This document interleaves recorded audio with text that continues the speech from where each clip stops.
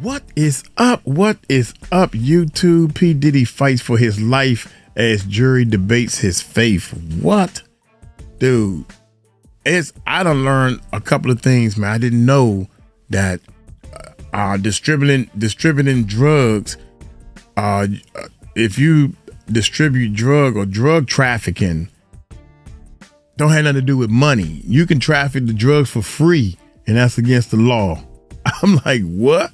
So that's one of the things that the jury and stuff went out and asked the judge and going by the book. Because they think, well, he didn't sell the drugs to the people. He was giving it to them for free. That's still distribution. Y'all hit that subscribe button. Hit that bell.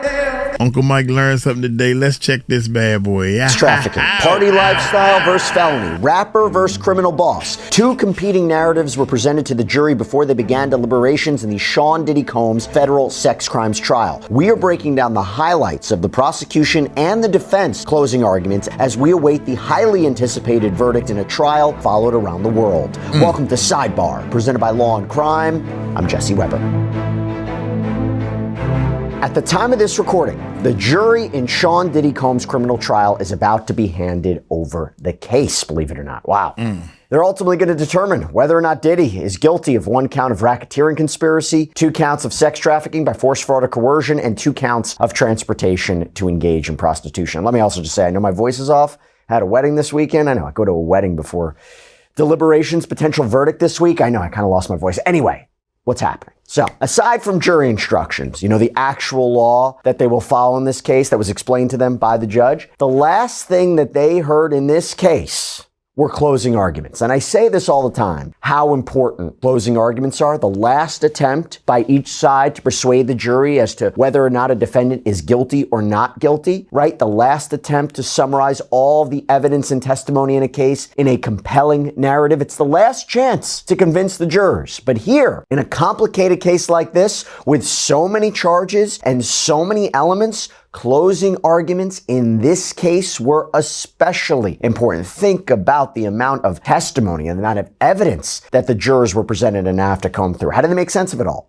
And we heard from both the prosecution and the defense. And I have to believe that as the jurors go back to deliberate Diddy's fate, they will not only consider all that was presented to them over the course of a nearly 7-week trial, but also the closing arguments. They may be guided by what the prosecution and the defense argued about the evidence and testimony. So we figured it's probably good to highlight some of the major key points from both the prosecution and the defense's closing arguments, maybe even wins by the prosecution and the defense in their closing arguments. And I say we, because I'm not doing this alone. I want to bring on somebody who was there for every day of testimony in this case, and she was certainly there for the closing argument. Somebody who knows the ins and outs of this case, Law and Crime's in-court reporter, Elizabeth Milner, or as everybody online likes to call her now, Queen Elizabeth. Queen Elizabeth is here for everybody. Elizabeth, good to see you. Good to see you too, Jesse. So, I'm going to start with the prosecution, and then we'll talk about the defense, and then we'll talk about the rebuttal prosecution closing. First up, we had AUSA, Assistant United States Attorney Christy Slavic, delivered the prosecution's closing argument. And what stood out to me, and I thought this was critical, is Slavic said that at the heart of sex trafficking, right, the heart of the sex trafficking counts, and also by extension the racketeering conspiracy, because remember, that whole charge is built upon the idea that Sean Combs operated a criminal enterprise that was built upon a pattern of abuse of women. And one of the underlying predicate crimes of this criminal association, this criminal enterprise, is sex trafficking. So sex trafficking is the heart of it. She said something very critical. She said, quote, "We're not asking you to find that every single freak-off or every single hotel night was sex trafficking. Cassie and Jane both have long relationships with the defendant that have ups and downs. They both told you that they were willing to try freak-offs at the beginning and were open to possibly doing them again. And even though they both repeatedly testified about not wanting to have freak-offs, there may have been some instances where the elements of sex trafficking aren't met. But to convict the defendant of sex trafficking, you do not need to find that all of the freak-offs or even the majority of the freak-offs that he had with Cassie or Jane were the product of force, fraud, or coercion. As I expect the judge will instruct you, you only need to find that the elements of sex trafficking are met on one occasion during the period charged in the indictment. By the way, you know how there's no cameras allowed in the courtroom, there's no recording devices allowed? It's frustrating, to say the least, because how great would it have been to have something like Claude Notepin in the courtroom with us, right? This tiny wearable AI-powered device completely changes the game. So I means in combination. And quote, if you want to make the most of your time, it's time to try the Claude Notepin right now. And right now, you can get 10% off. Just click the link below or scan the QR code on screen. She went on to say, quote, you don't have to find that all force, threats of force, coercion, or fraud were used. It can be any of these illegal means alone, and it can be any of these illegal means in combination. And this is an obvious point, but the fact that a victim consents once to a commercial sex act, that doesn't mean that she consented every time. You only need to find that one of these hotel nights, or freakoffs, right, meets the elements of sex trafficking here. So Elizabeth, she really doubled down on that. That was her getting in front of the times when it appeared that Jane and Cassie consented, but also clarifying what this case is about, right? You just need to find that one time. That was important, right? Yeah, that was definitely really important, Jesse. And it was something that was surprising to me because if you think back to just the summary witnesses and the flight summary charts, according to the government, there's several alleged instances of sex trafficking. But again, to your point, Jesse, Christy Slavic really kind of telling the jury you really only need to find one instance of sex trafficking to find the defendant guilty. But as it pertains to Jane, Christy Slavic really kind of took it piece by piece by piece, kind of really laying out the different stages of how this turned out to be kind of alleged sex trafficking. And so the first stage was the drugs, the outfits, putting pornography on together. The second stage being the fantasy talk, and that was the fantasy talk as it comes to Sean Combs fantasizing about Jane doing things with other men in front of him. And so Christy Slavic even said during her closing argument that Jane thought it was going to be just this one-time thing, that it was going to be the first hotel night, that would be it. But then it just kind of set forth their entire relationship, and that within a few months of just doing these hotel nights, she wanted them to stop. But even the third stage, she had pointed out, was using payments of Jane's rent as leverage. And so there were just several instances of sex trafficking that they particularly talked about. And again, that being the prosecution, where they point to specific instances such as the sobriety party that happened in October of 2023, where Jane tried to go do a hotel night without using drugs, and then she ended up throwing up between escort number 2 and escort number 3. And then, of course, one of the big things that the prosecution really talked about was a clear point of sex trafficking in their eyes was what had happened on June 18th, June 19th of 2024. So just last year, or it's just been a year now, but in terms of when Sean Combs was over at Jane's residence, there was a physical altercation, and then she was allegedly forced to do a hotel night at her home with another escort. And this was after she was beaten, after she was kicked and dragged, and other instances. And so as far as it comes to count 4, those were just the big points that the prosecution alleged were sex trafficking. Obviously, there was a lot more that they wanted to talk about, but in terms of just even kind of the sexually explicit videos of the hotel night / the freakoffs, the Wild King nights, whatever you want to call them, I remember there was a point kind of as we were wrapping up the case overall that the defense was really kind of showing the jury these sexually explicit videos. However, the prosecution is saying that Jane might have been on this liquid Molly, or / MDMA that was kind of liquefied, or it was mixed in with water, and then it was like kind of squirted into her mouth, and that's why she may have sounded enthusiastic, or it might have appeared that she was consensual in these particular sexually explicit videos. But again, the government kind of pointing out that this was a clear instance of Jane being under the influence of drugs, and maybe that's why she appeared to be consenting or enthusiastic as far as just her demeanor on these sexually explicit videos that, of course, we in the gallery didn't see. Only the jury has seen it, and the parties and the witness and the defendant, of course, do. And there was a number of text messages from Jane where she is showing her reluctance to engaging in this, whether she was upset, she was jealous, whether she was upset how she was being treated. It was clear from messages that she took issue with these nights. And look, with Cassie, if you talk about whether or not there are clear-cut examples more than any others of sex trafficking, I've said it before, I'll say it again, the 2016 Intercontinental Hotel attack video, right? Because she claims that she was leaving a freak-off. Maybe it hadn't been completed, but then there was a sex worker in the room. She's being dragged back in the direction of the room. I think that can hit and check a lot of the elements of sex trafficking. Also checking a lot of the sex trafficking elements are the allegation when she was on an airplane with Sean Combs. He sits next to her, shows her sex tapes. She feels He threatens to release them. That's a form of a threat, form of intimidation. There's a travel component. They land. He demands a freak off. He gets a freak off. That also checks a lot of the boxes. And by the way, they also use forensic psychologist Dr. Dawn Hughes' explanations, right, throughout the closing argument to explain some of the behavior of Jane and Cassie, right? That was very strategic.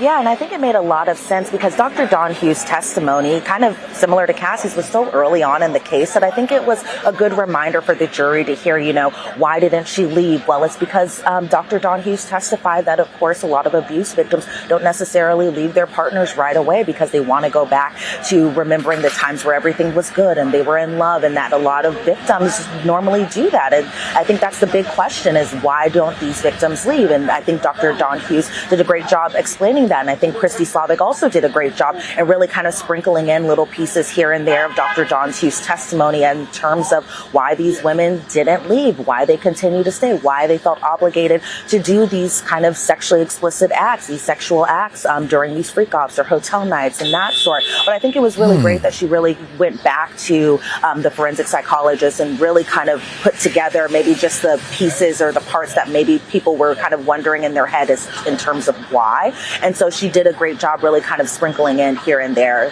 why that may have happened. Going to the racketeering conspiracy charge, arguably the most complex charge, the top charge, carries life in prison. When you heard Prosecutor Slavic talking about this and why they believe they have proven that there is in fact a criminal enterprise, this association of Combs' inner circle, that they all had to serve the common purpose, which was to protect him, to serve him, that they all agreed to commit underlying predicate crimes like drug distribution, kidnapping, bribery, arson. What stood out to you as some of the best arguments for why, in fact, there was an enterprise, why there was a criminal agreement? Yeah, well, I think a lot of it kind of stood out to me. And the way that the government was really kind of explaining how they've kind of met their case in terms of all the predicate acts, including drug distribution, kidnapping, arson, bribery, sex trafficking, forced labor, witness tampering, interstate transportation for prostitution. I feel like each and every single point of those predicate acts, they really kind of explained why the defendant might be found guilty on these. But I think the ones that kind of stood out to me was obviously drug distribution. And I say drug distribution mainly because every single witness who had testified in terms of the assistants, in terms of Jane, in terms of Cassie, they really kind of talked about drugs, and you're kind of thinking to yourself, okay, these are low amounts of drugs if you kind of think about it, but it doesn't matter. According to the prosecution, they say that drug distribution counts as delivering, passing on drugs as distribution, and they say it's a special ingredient for freak-offs, and some of the participants of kind of the alleged drug distribution were people like D-Rock, people like KK or Christina Coram, people like Fahim Muhammad.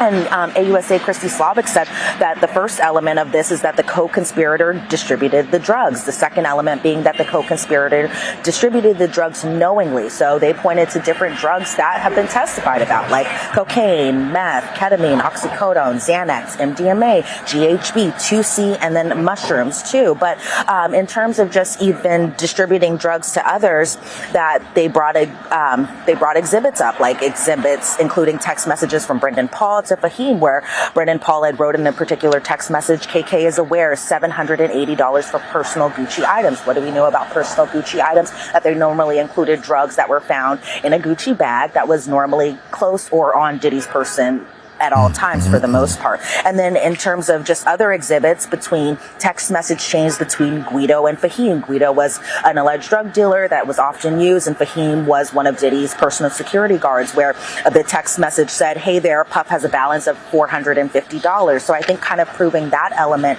even in terms of just the Combs enterprise agreeing to distribute drugs, where there were messages from D-Rock where D-Rock had said, he sent a text where he said, I need some for bro being Sean Combs, and then the sum being, drugs. And then Christina Coram too. The prosecution really kind of pointed out that Christina Coram knew that Jane was taking drugs while she was doing these hotel nights, because there was one point in one instance that they pointed out where Jane was kind of convulsing on the beach from sand after kind of a really intense drug effect, and that Christina Coram was really aware of this, and that she kind of helped Jane while she was kind of having this reaction out on the beach, out on the sand. But I think another big point, Jesse, that really stood out to me is obviously kidnapping, and the government pointed to 3 different instances of kidnapping, one being January of 2009, where Cassie's face was stomped on and she was held at a hotel, allegedly against her will, where Sean Combs got jealous because she was talking to a producer, and then Cassie drunkenly punched Sean Combs in the face, that he assaulted her very brutally, and that he forced her to stay in a hotel for a week, and that people like Roger Bonds, who was Diddy's then security guard, wouldn't let her leave. She wanted to go home to her mom, but she was unable to. She was pretty much trapped in this hotel during this particular instance. Then they bring it to a few years earlier here in New York City in 2004, where Capricorn Clark was forced to take a lie detector test for days on days on days after some jewelry went missing. And of course, the December of 2011, I should say, where Capricorn Clark was taken by gunpoint over to Kid Cudi's home. The government kind of pointing to those being clear instances of kidnapping too. And so if you think about that in context, that's two predicate acts right there if the jury kind of comes to that conclusion too. But there were other instances that I think they did a great job really kind of spelling out different examples of why the defendant might have been found guilty on these different kind of acts.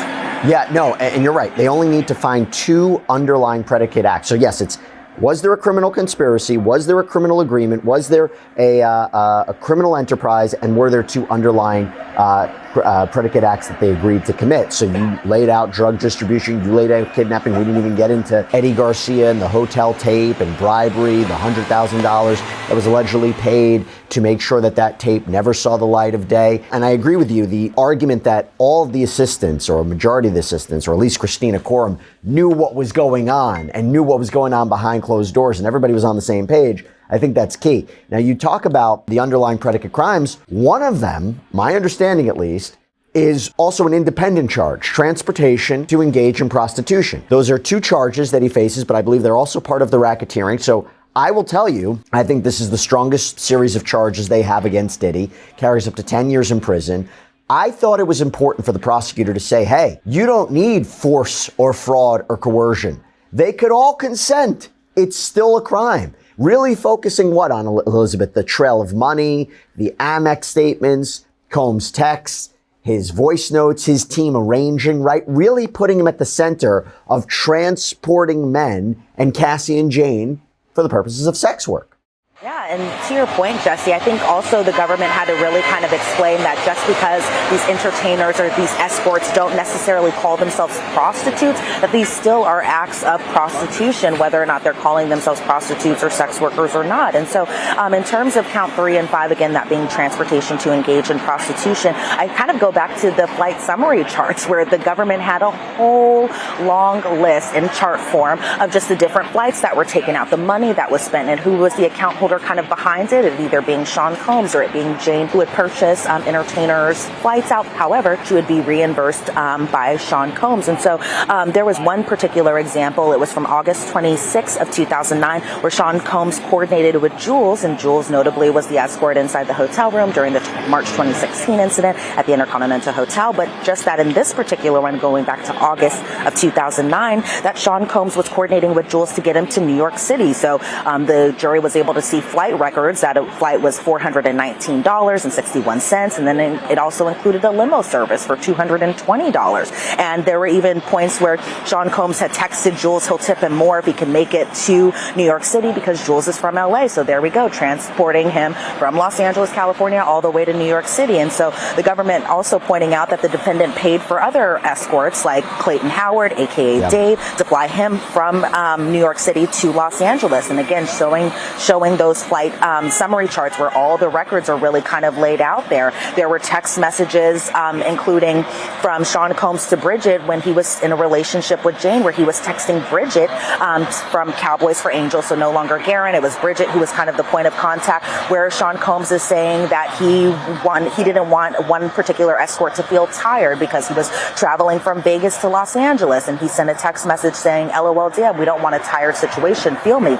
And then Bridget responded, Reggie is never tired, because that was the particular entertainer or escort that they planned on flying out to Los Angeles. And then the government pointing out that Cabral was also someone that was used quite often. He's from Atlanta. However, he was flown to New York City. And so there were just different points, and I think they made a lot of a lot of strong messages that were used kind of against Sean Combs in a way, like one particular audio message that said, I want the most wild king sex room in Vegas. And then Christina Coram had responded, will Paul be there? So again, kind of pointing to the alleged co-conspirators being in the know of who was going to be there, what type of escorts were going to be used. And of course, Paul was one that was used often, going back to Cassie's relationship with Sean Combs and to Jane's relationship. And so kind of towards the end, the government was like, even KK facilitated the travel for escorts too. Again, I think that those are pretty straightforward, but we'll see. And let's talk about the defense now.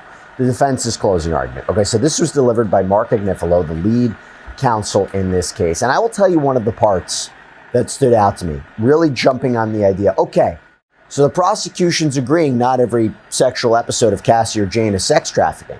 Mark Agnifilo says, if we're at freak-off number 75, and 75 of them have been consensual, what would have to happen if freak-off 76 to say, now it's sex trafficking? Really focusing on that jump, right? Like, now that's a federal crime? I think that's a good point. It gives the jury pause, no? Aside from all of the text messages from the alleged victims where they express their love for Sean Combs, they stay in touch with him, they're setting up these sexual events. It does become a point, you know, we're supposed to say everything was consensual and then it's sex trafficking. Was that a standout moment to you? Yeah, it was a lot of standout moments from the defense's closing argument, right? So, for example, Mark Agnifilo, by the way, everyone, when you're seeing him in action giving the closing argument for the defense, it's very opposite from the prosecution, where he is just really animated. He's going back and forth, walking back and forth. Sometimes there were points he was away from the microphone, so you could barely hear him. He's using poster boards. He's using paper forms of text exhibits, really kind of putting on a lot of demonstratives. But right off the bat, he was saying this trial is a tale of two trials. First trial is the witnesses, the videos, the text messages, the evidence. And the second trial is just what is being told to the jury by the prosecution. And so Mark Agnifilo saying right off the top that this case is badly exaggerated. It's made up, in other words. Those were literally the words he used. And then when he was talking about drugs, he said it's personal use drugs, nothing else. He says that the evidence shows that it's swingers and threesomes. But I think one big thing, Jesse, is that I think really from the defense's perspective, they were really kind of driving the point that, yes, Sean Combs has done bad things, right? But they say, is it sex trafficking? So, for example, really kind of pointing to that they think it's a domestic violence issue. That's really the issue, especially when it comes to count two, that being related to Cassie. But one thing I noted during his defense closing is that he brought the CNN video up, and he was kind of talking about a particular Instagram post that Cassandra Ventura Fine had made after this video was released and after she got an outpouring of support, where she had said that domestic violence is the issue. So the defense really kind of using her words against her, where they were like, okay, well, she didn't say sex trafficking was the heart of the issue. She didn't say that this was the heart of the issue. She specifically said that domestic violence is the issue. And so the defense said that Cassie could have said sex trafficking. She could have said coercion and running away from freakoffs was the issue. But Mark Agnifilo told the jury that, again, Cassie believed it to be domestic violence. And so the defense saying that they weren't going to be putting up a bunch of charts and text messages, etc. But I think we're kind of trying to drive the point too that Cassie Ventura and Sean Combs were in a loving relationship, and at points it was toxic, something that's kind of been a theme throughout their cross-examination too of particular witnesses. And then even as it came to Jane and just kind of the allegations Jane has made, the defense really kind of pointing out that Jane is still getting her rent paid for by Sean Combs, that he had kind of helped her when she was going through like a bad child support type of situation, that her child's father wasn't pulling his weight in terms of just the money that he was giving to her and their child together, and that it was Sean Combs who stepped up. He was the one who provided the roof over their head. He was the one that continues to pay for her rent, for her rent even to this day, but also for her lawyer even to this day too. And I think what also is interesting, Jesse, is in my mind, I'm wondering, does the jury kind of want to know why didn't the defense put up any type of witnesses? Because in terms of just them going back and kind of using, I guess, the witnesses' words against them in a type of way, that these were all, again, government witnesses. These aren't defense witnesses or anything like that, because as we know, the defense didn't put up any witnesses. So I wonder, does that kind of go through their head as they're listening to all of this? Because it really was kind of going back and forth between mainly Cassie and Jane for the most part. It might. On the other hand, they could say, no, the defense thoroughly cross-examined these witnesses, confronted them about problematic texts and Instagram posts or social media posts and alleged actions and staying with him. I mean, they really focused on the idea that these alleged victims could leave, and they eventually did leave, and then nothing happened to them. That's what, the defense's argument. So they might say, The defense said this is all about money. They were all out for something. They were never sex trafficked victims. It'll be curious to see what the jury thinks. And, the defense has said this is all about domestic violence. It's about love. It's about jealousy. It's not a federal crime. Real quick, because I know you have to jump in, I want to ask you a couple more things. So Agnifilo also hit upon, I think, one of the arguably weaker points of the case, right? Racketeering conspiracy. He was saying what? That Sean Combs is the only one charged here. There was no one testified that was part of a criminal enterprise. There's no evidence, anyone that was a co-conspirator, including Christina Coram, his former chief of staff. Did you feel that that was a key moment, really striking at the heart of racketeering conspiracy? There's no criminal agreement. There's no criminal enterprise. Right. I think it definitely is, because even Mark Agnifilo was saying things along the lines of, other celebrities, they use their assistants to go get them stuff. They're not celebrities who just walk into CVS. In terms of the security, even the security all has firearms because they are security guards. They're professional guards. They have the license to carry, all of those things. And even just kind of bringing back just the HSI raids where Mark Agnifilo is kind of like, well, the guns just miraculously were all just, they were all brought out. No one knew where they came from. They could have been under the children's bed, all of that stuff. But in terms of just the RICO conspiracy and some of the alleged co-conspirators, Mark Agnifilo said that everyone needs a KK, that KK was somebody who was always Sean Combs' right-handed woman, that type of thing. And I will say, when Mark Agnifilo said that everyone needs a KK, I did see Sean Combs over at the defense table kind of nodding his head along. But Mark Agnifilo saying that he's not charged with racketeering, but racketeering conspiracy. And he points out that the government never called a co-conspirator to the witness stand. So the defense kind of even pointing out the particular incident with Cassie and Carrie Morgan, both who had testified during this trial, but about the hammer incident where Sean Combs had allegedly come over to, I believe it was either Cassie's apartment with a hammer, and that he was kind of threatening her. But the defense was pointing out that during this time, Cassie and Carrie Morgan, they didn't call police to, turn in Sean Combs. What they ended up doing was calling Christina Coram and D-Rock. And then Mark Agnifilo said, did anyone say that KK or D-Rock was a co-conspirator? He said that the government is making it sinister, that he has personal security, and says that Agnifilo also pointed out that Sean Combs isn't charged with firearms, just as an outright charge. And so in terms of just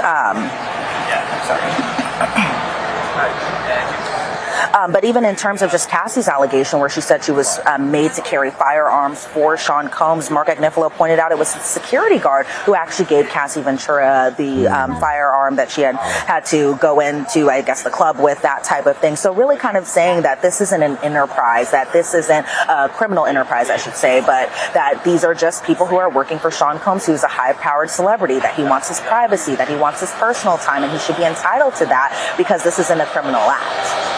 Raising reasonable doubt. That's what they were trying to do, and we're kind of summarizing and condensing it here. And real quick, the prosecution had a rebuttal delivered by the prosecutor, Maureen Comey, in this case, the lead prosecutor, I believe. And remember, it makes sense because this is the prosecution's case. They have to prove the charges beyond reasonable doubt. Makes sense that they get the last word. Real quick, Elizabeth, these are the things that stood out to me.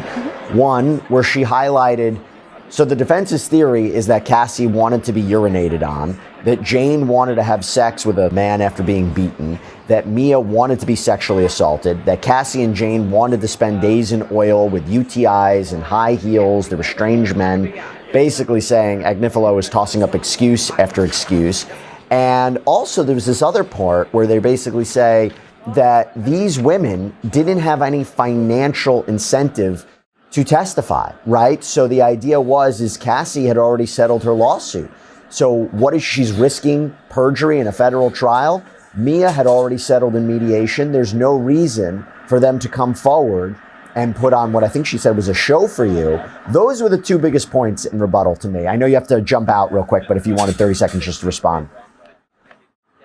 Yeah, of course. And so from the prosecution rebuttal, even things like Maureen Comey saying the defense put a whole lot of energy into blaming the victims and the United States government, and pretty much kind of bringing home the point that in Sean Combs' world, he couldn't take no for an answer. So really, even at the end, Jesse, where Maureen Comey is like, the defendant thinks that he's above the law. He beat Cassie. He raped Mia. He bribed security to cover it up. In his mind, he thought he was untouchable. Who stands up to a god? He didn't think that the women would even stand stand up to him. And so even Maureen Comey, I think her final words were saying that the defendant is not a god, he's a person, he stands equal in the law, find him guilty. So I really think kind of driving home those points of just different instances in terms of payment for sex, racketeering conspiracy, the kidnapping of Capricorn Clark in 2011, the points of Cassie, Mia, Jane, Kid Cudi, I think really kind of bringing home those points. And to your point also, Jesse, about the prosecution saying that the victims don't have anything at stake anymore, that Cassie did get her settlement, that Mia did settle years prior to this, and that Jane has no intention on filing a lawsuit, that she doesn't even have a lawsuit kind of, filed at this point anyway either. And so I think the prosecution, especially since they had the final word and the final message to the jury, was really kind of bringing back maybe any seeds of doubt that the jury may have had after listening to the defense's closing argument, and really trying to kind of prove their case in that final message, so that way the government can say that he is guilty on all of the charges. All right, we'll see. It's going to be in the jury's hands. Elizabeth Milner, thank you so much for the great reporting as always. And that's all we have for you right now here on Sidebar. Everybody, thank you so much for joining us. And as always, please subscribe on YouTube, Apple Podcasts, Spotify. That's a real good point, man. It's a great point. So far, the only person they got is Diddy. Is a Rico. Where's the organization? You just got Diddy. You ain't even got KK. What the heck is y'all doing? I thought they was going to call Oprah. I thought they was going to get Ellen DeGeneres back up in here. I thought they was going to get all these people, man. What happened to Usher? Why Justin ain't take the stand? Ali Carter. All these people, man, they started narrowing this whole thing down. They narrowed it down too deep, too far. It's narrowed down. But I still think they got their case. They ain't want to throw too much cherries and all that type of stuff on it.